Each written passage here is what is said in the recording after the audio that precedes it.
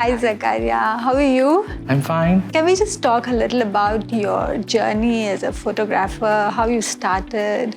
So I started taking pictures when I was working as a reporter in Kathmandu for about a couple of months, and it was quite amazing how the medium sort of like transcended language.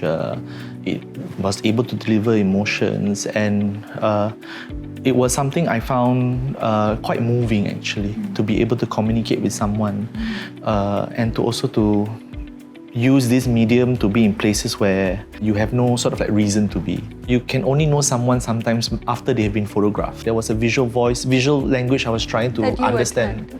How can these pictures be seen in other parts of society? How can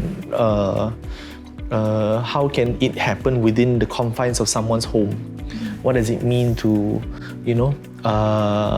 experience a pandemic through pictures? Yeah. So I think that was the challenge lah. And we also, in a way, I was running against time because I decided to work on a project on photographing people and businesses during Ramadan, which is a time for celebration, a time for community, a time for a reflection.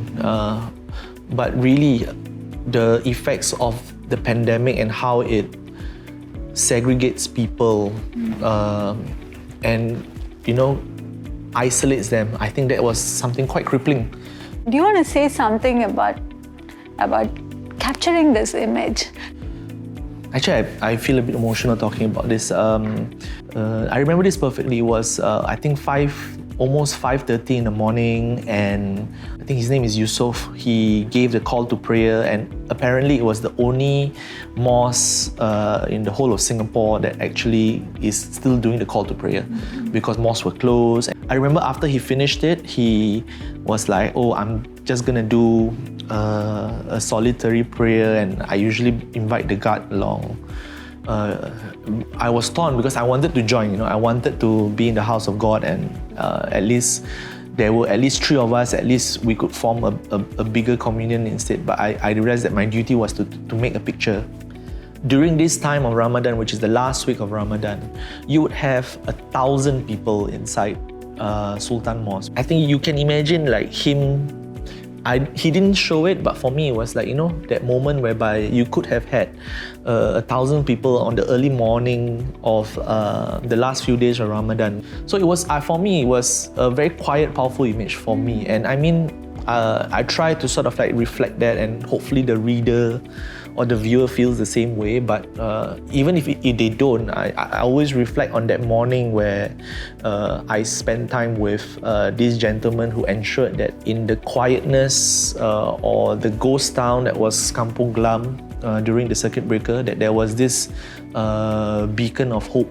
Overall, the challenge as a photographer, I think, as compared to other mediums, you have to confront your art. There was actually an opportunity when I realized that during the circuit breaker, because people were not interacting with each other, they were actually hungry for connection. Shall we talk about how you feel about this project that was commissioned by the National Museum? I mean, it's a big thing to be commissioned by the museum. That means whatever that you're going to create is going to stay at the museum for a very long time.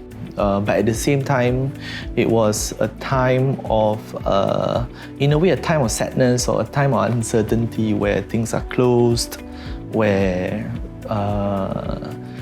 we talk about a pandemic. How do you translate these sort of like ideas into a language where people can understand? I think that's the challenge for people who make pictures. You see, you have people talking about ideas, but you are the ones translating ideas into images.